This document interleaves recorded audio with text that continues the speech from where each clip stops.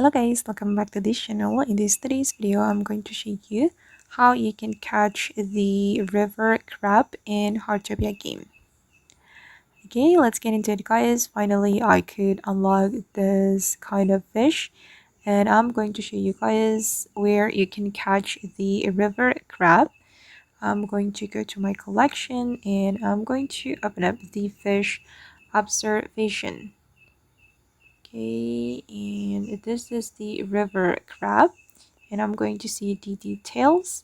Okay, for the active period, it's active daily and you can catch it during the sunny condition, rainy, or the rainbow condition.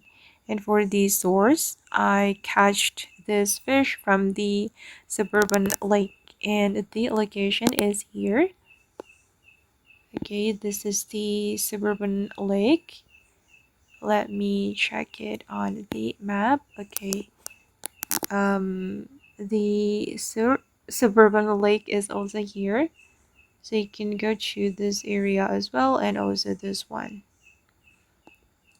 Okay guys, and that's how we can catch the river crab in Heartopia game. I hope this video will be useful for you. Thank you so much for watching and bye.